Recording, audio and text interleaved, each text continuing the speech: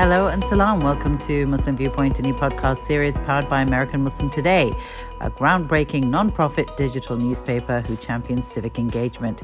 AMT informs and empowers the diverse voices of almost 30 million Muslims here in the US and other countries. I'm Rifat Malik. I'm AMT's editor-in-chief, and today we have an interview with Craig Hunter, who's a Presbyterian pastor from North Texas, and he talks to us about how he rallied his church to adopt a resolution calling Israel an apartheid state.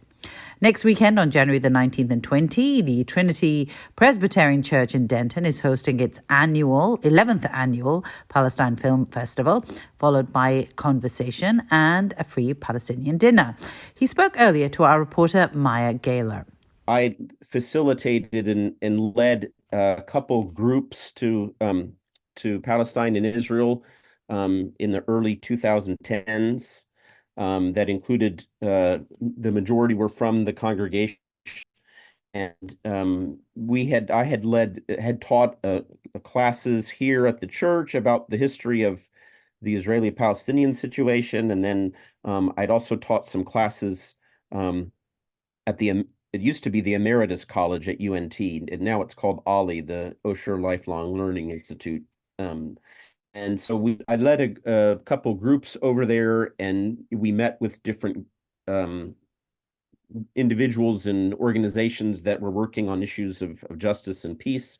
And so then following the second of those trips, which is in 2012, some of the people from this church who had been on one or both of those trips, we decided to start meeting and thinking about what we could do. And so I think we settled relatively early on the idea of showing films because we thought that engages people sometimes in a less heady way, and there are images and stories, and so we had our first film festival in January of I guess it was 2013 or 2014, and every year since then. Yeah, I mean, basically, we want to educate people about what is going on over there, and also communicate. I think that particularly some of the Palestinian community and others that feel isolated, that they're not alone, that there are others here who are aware and who care and are trying to do something about the situation and the relationship of this country to that area over there. So so I just had a little question. You guys, the church, you have passed a resolution calling Israel, what they're doing in apartheid, correct? Yes, that is correct. Yeah, and then I'm sure, as you know, South Africa is filing a motion with along this.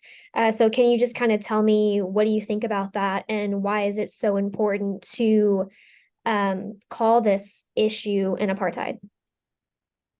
I lived there over 20 years ago, and it became clear living there then that this was not just some, minor injustice going on. It was a deep-rooted systemic issue that really kind of blew my mind when I lived there for a year. And so I'm part of a network of other Presbyterians in my denomination who are scattered around the country.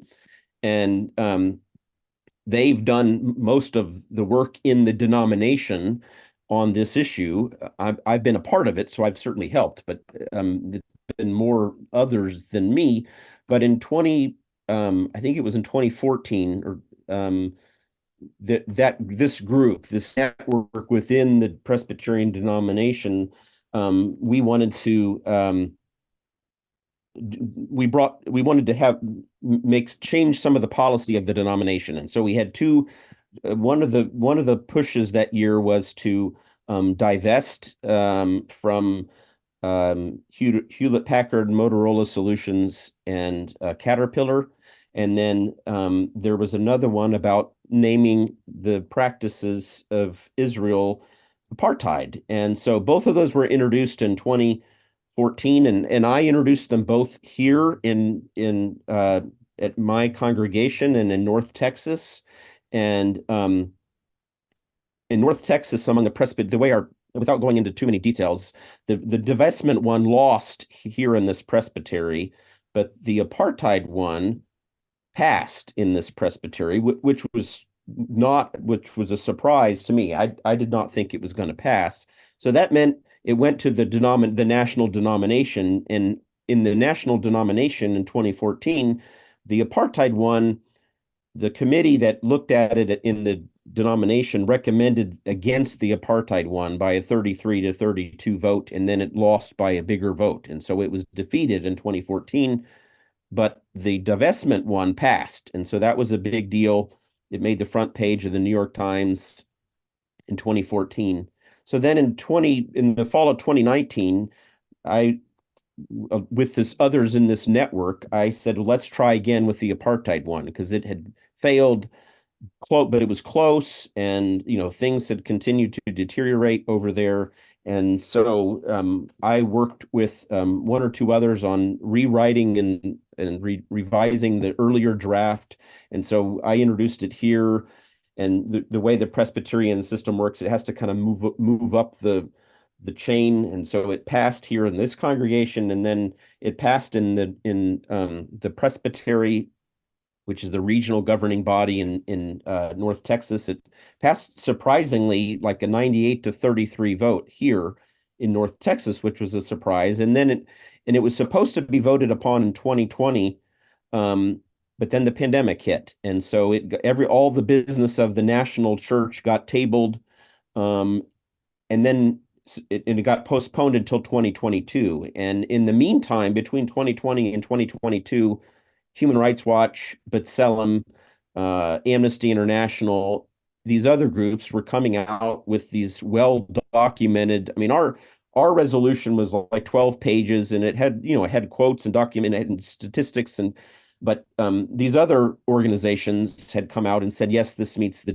definition of apartheid, and then so when it went before the denomination finally in 2022, it passed by about a 2-1 margin, which once again, I was pleasantly surprised that it passed. And the issue is, I mean, I'm sure, I think especially in the church, but even outside the church, you have to call things what they are. And so to say that it's apartheid is not necessarily in and of itself, it's not meant as a slur.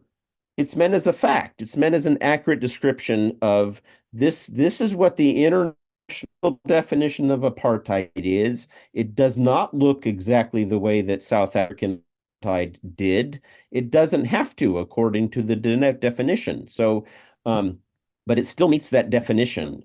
And so the denomination, agreed. And so now that's the policy of the denomination. And, I don't think it's an accident that South Africa is bringing this, this case against Israel, and that other peoples around the world, including in this country, Black Lives Matter movements, and people see, rightly so, that this is a kind of colonial, ethno or supremacist movement, and we have a history of that here in this country. And maybe that's part of what makes it difficult for us to recognize it elsewhere too, is we don't want to admit it in our own background. But I think it's significant that both South African government and also the South African church, the South African church has also pushed in the worldwide church before the last few months. What is going on in Israel is horrible. And actually, when the 2014 apartheid resolution went to the National Assembly here, I used some contacts to get Archbishop Desmond Tutu, who was still living, to personally endorse that resolution that passed, and to say, he had a blurb that we tried to publicize, and it said, I encourage the Presbyterians to vote in favor of this resolution, and I know what apartheid is. And So unfortunately, it didn't pass in 2014, but it did finally pass in 2022. Of course, he passed in between, but Yeah. And then obviously this conflict has been going on for decades, more than 70 years. Um, but it's just now gaining real global support after the October 7th Hamas attack. So if you could kind of just tell me, how do you feel about that attack from Hamas? And then how do you feel about those who don't condemn those actions? well, I mean, I think the Hamas's attack was a horrible thing. Um, but um, that in a vacuum. I mean, the UN Secretary General said this hasn't occurred in a vacuum, and so and I think that's been a lot of the problem among the Western governments and even the Western Church is it's as if they want to kind of start the clock on October 7th and forget everything that happened before. And not only were there have there been a number of you know lies about what happened on October 7th. Although what did happen was horrible enough, but you have this entire history of ethnic cleansing, of apartheid, of various massacres, and so that the violence of the weak against the strong is not of the same moral quality as the violence of the strong against the weak. And so, um, and I think it's an imperfect but a helpful guideline is international law. And so, if Hamas goes and shoots a bunch of civilians, that's a violation of international law. And I think it should be said that is wrong.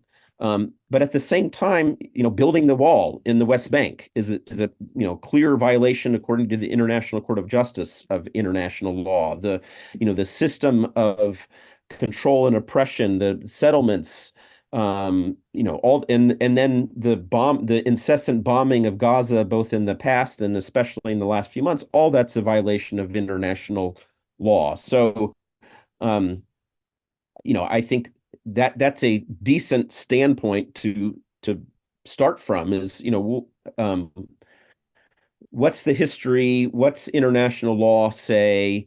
Although, I don't think international law has served Palestinians all that well historically, but I still think it could be and can be a helpful tool. The problem is the powers that be, mainly the United States government, is giving Israel close to a carte blanche to do whatever they want.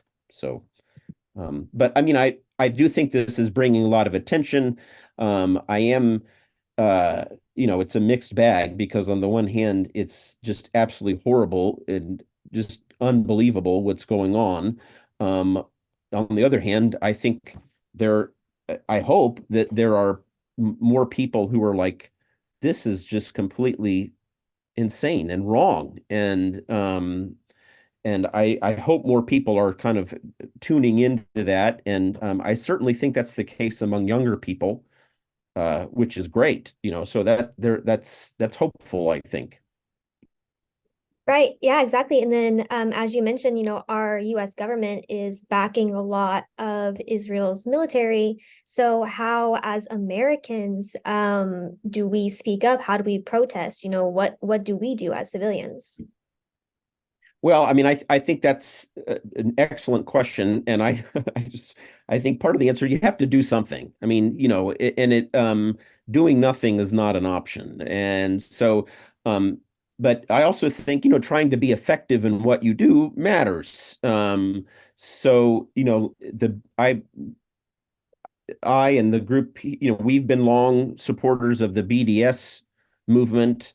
I think that's a nonviolent way of exerting pressure that has been falsely tarred as anti-Semitic, or but I think so. I'm a supporter of that. Um, and then, pressuring various bodies, like in my case, it's the church, pressuring the church. And that was, to be clear, I was part of a much in my denomination, part of a much bigger group, and they did most of the work.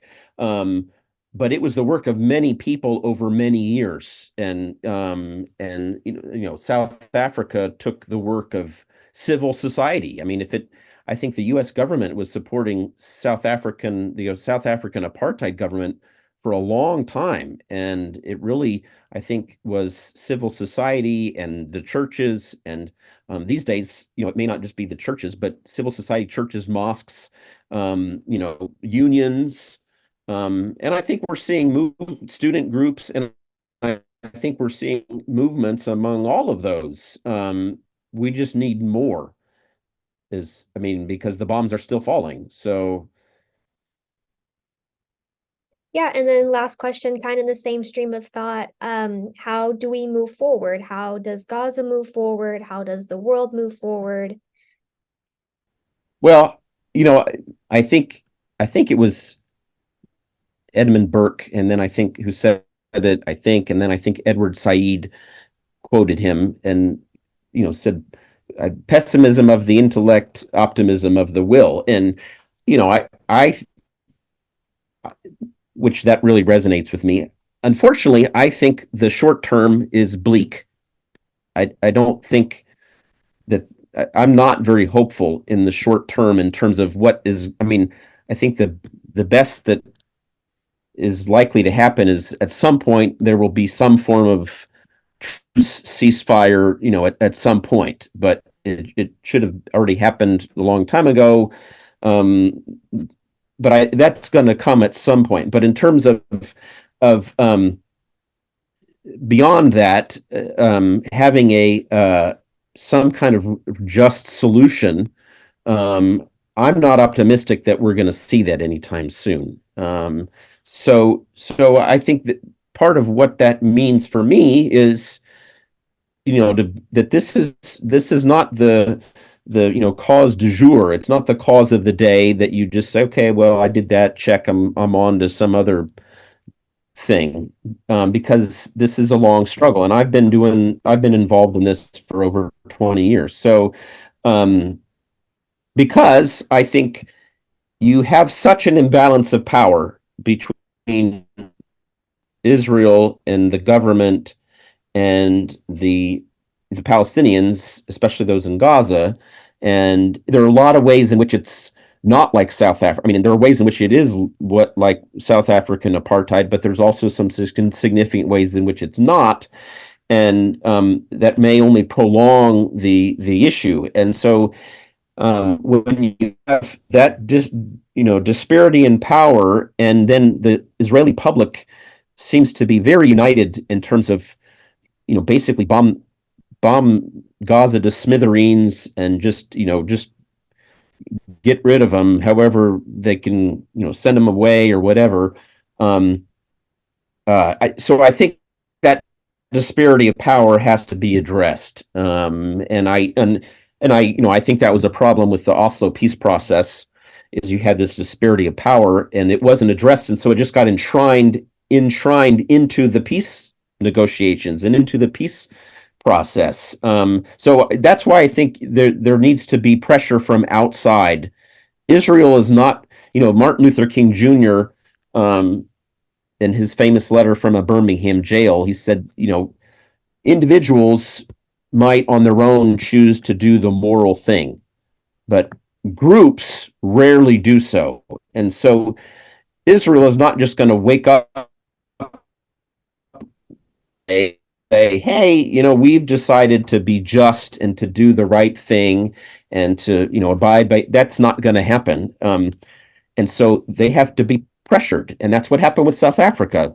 South African white government and people, on the whole, didn't just wake up one morning. They felt the pressure from the international community. And so I think that's what needs to happen. Unfortunately, I think that's a long game. And I don't think that's going to happen anytime soon. And, my fear is that if there were any agreement between I don't know, the Palestinian Authority or what, some kind of Palestinian entity and Israel, it's only going to be very much in the interest of Israel.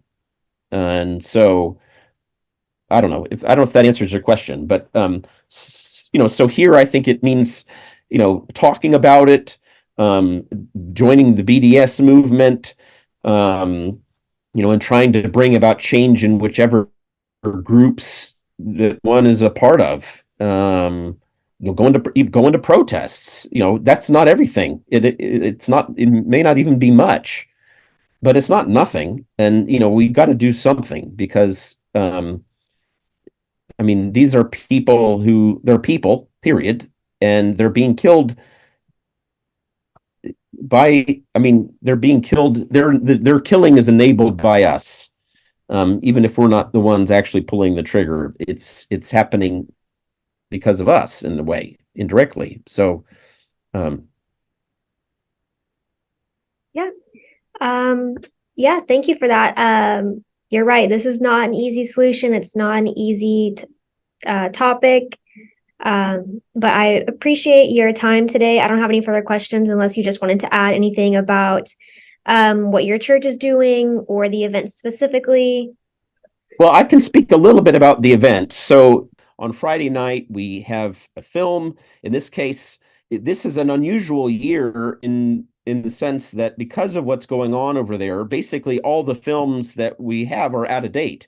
They're because there aren't films really that have been filmed in the last month or two. So but we're showing one on Friday evening, Gaza Health Under Siege, which is about before October 7th. It's about the challenge of just providing healthcare in Gaza after years of blockade.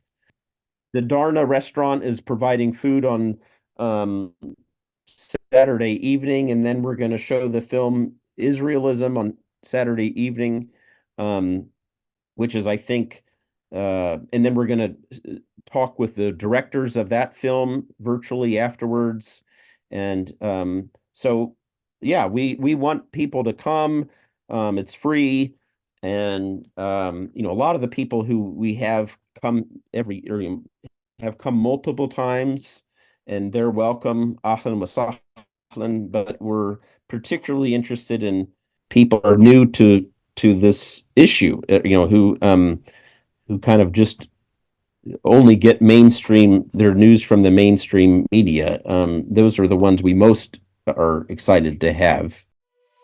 Well, thank you for joining us this week from me and Maya. Be sure to follow us on Instagram, Twitter, and TikTok at American Muslim Today. And if you'd like to read more about this story and access more digital content, feel free to check out our website, AmericanMuslimToday.com. We'll see you next week on The Muslim Viewpoint.